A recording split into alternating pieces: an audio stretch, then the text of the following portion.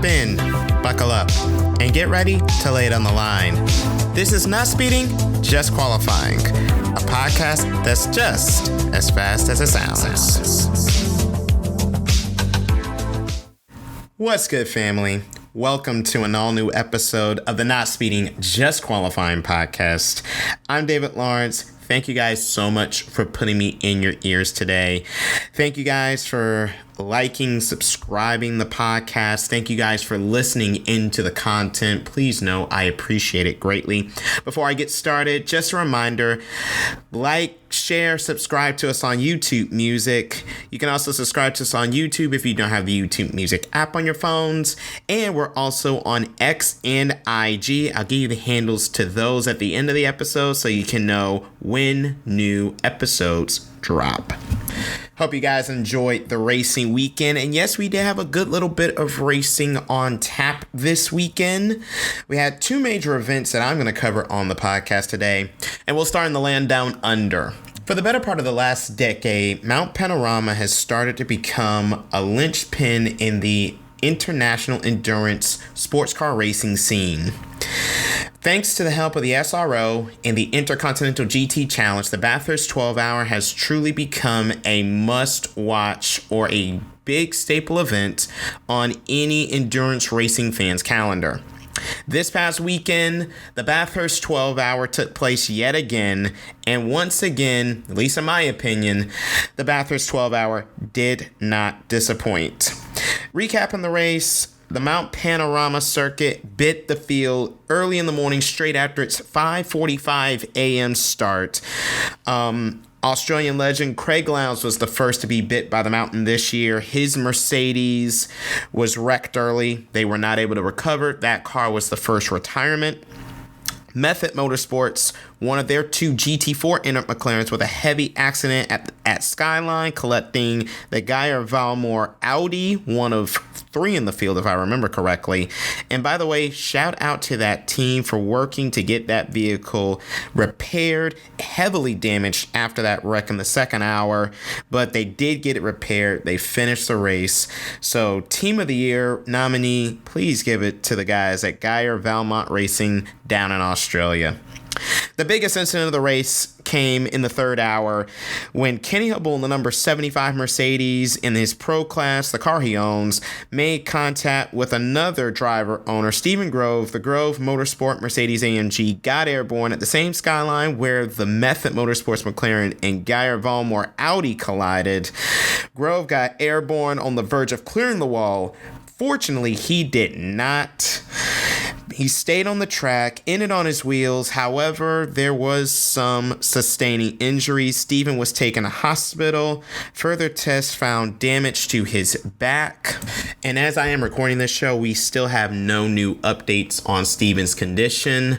We do wish Stephen all the best as he does recover, and we hope to see him back at the track real soon. After those opening 3 hours, things did seem to calm down a bit. Not saying that there weren't incidents, Maxime Martin and his Grupp M888 being one of the casualties in the middle of the race. But the race was a thrilling strategy and fuel mile race that really came down to the bitter end, where those of us watching literally had no idea who was going to win this race. As the checker flag fell, it was BMW Team WRT emerging with an amazing 1-2 finish led by Kelvin and Sheldon, the Van der Linde brothers, and Augusto Farfus. Yes, that Augusto Farfus that pissed off Tommy Milner a week ago at the Rolex 24, and we've all since made a meme out of. But Farfus and the Van der Linde brothers win for BMW and Team WRT after over 300 laps, 1,800 kilometers, and 12 hours of fierce racing at Mount Panorama. Second place to the sister car, Raffaele Marciello, Charles Weerts, and Valentino Rossi. Yes, the doctor. For those who are familiar with their MotoGP history, you know about the great Valentino Rossi's two-wheel exploits, and now he's really making himself well known in the four-wheel world, particularly in sports cars.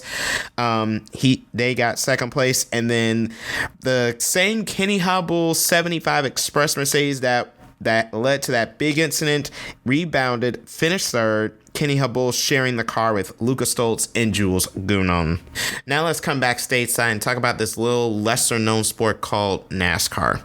Just kidding, folks.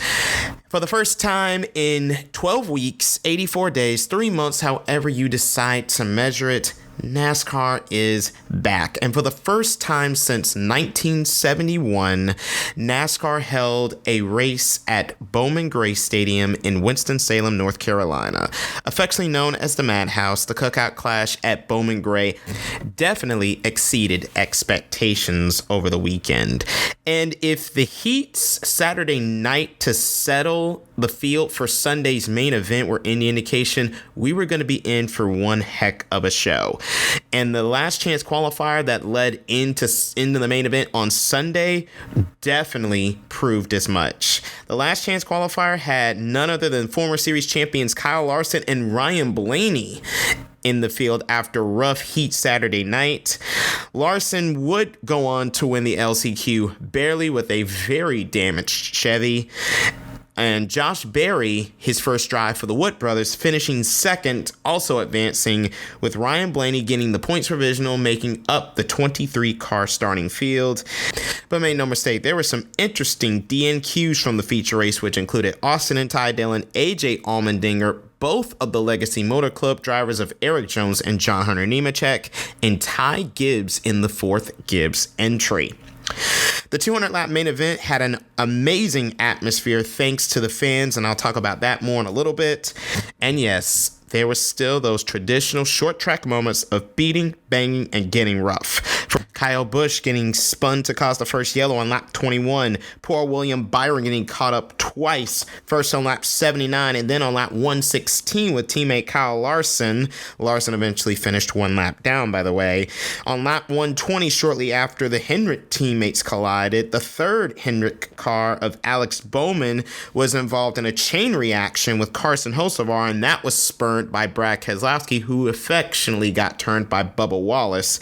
So a lot of these incidents, chain reactions and accordion effects. However, at the front of the field, there was one man who stole the headlines. That was NASCAR's most popular driver, Chase Elliott. He led the first 97 laps of the race, only to give way to Denny Hamlin, who led at the halftime break, and looked like he was going to keep that going for the start of the second half of the clash. However, on lap 124, Elliott put the bumper to Hamlin.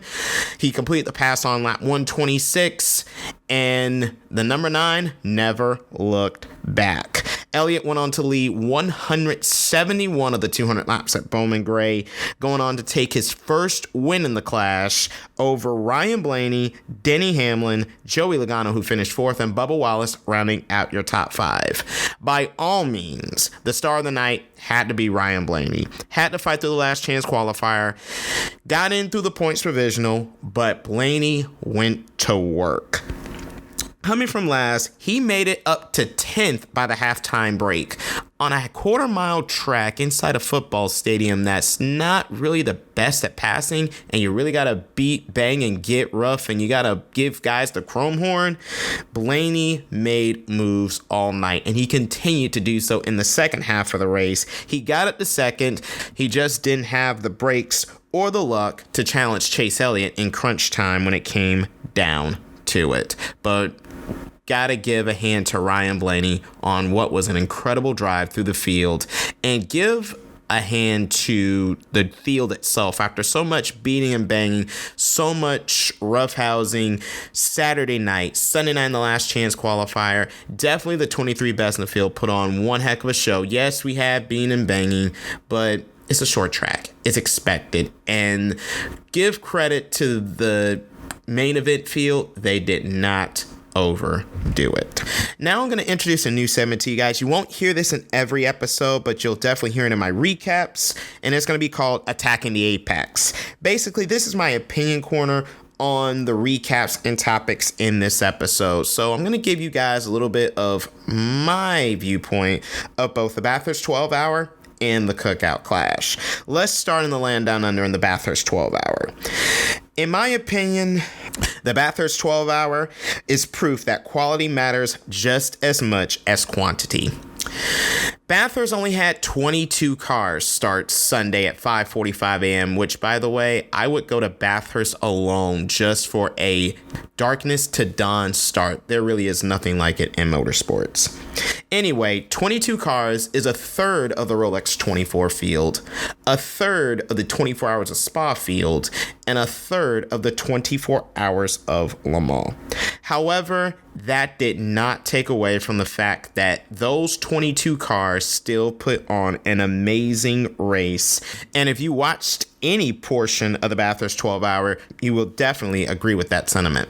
Despite the low car count, you still had the top manufacturers with Australia's best, such as Brock Feeney, Will Brown, and Chaz Mostert, going head to head with the best in global GT endurance racing, such as the Van der Linde brothers, Raffaele Marciello, and Alessio Pecorello, not to mention Australia's own Matt Campbell, Porsche factory driver. Would I love to see a bigger field in 2026? Absolutely. The realist in me understands logistics and the scheduling of the race are big factors that truly determine the field size. However, as fans, we gotta take what we're given and appreciate the race for what it is. And if you did, you will definitely agree with me that the Bathurst 12 hour was, in its own unique way, an absolute classic. The same quality over quantity argument can be made with Sunday night's Cookout clash at Bowman Gray Stadium. Only 17,000 fans were able to attend the race. However, they were a very passionate bunch. Mike Joy on the Fox broadcast said 40% of ticket buyers were local to the Winston-Salem area. And that should speak volumes to how much NASCAR is still loved in the region. I give NASCAR eternal credit for embracing the idea of returning to their roots. We saw North Wilkesboro return when it obtained the All-Star race in 2023 to much fanfare, and hopefully fans will continue to support that race in 2025. And also the fans supported Bowman Gray, with them receiving their first NASCAR race, points or non-points, since 1971. And the racing product also backed up the claim that Bowman Gray was the right choice to host the clash. And I do hope NASCAR continues to keep going down this road, especially considering how the fans have responded in kind. Yes, Bowman Gray only sits 17,000, a far cry from the 70, 80,000 seats that the Coliseum holds. But at the same token, if the passionate fan base, if the crowd is into it and they make it worth the while to be there, if the atmosphere actually matches the magnitude of the occasion, doesn't that mean something in the long run?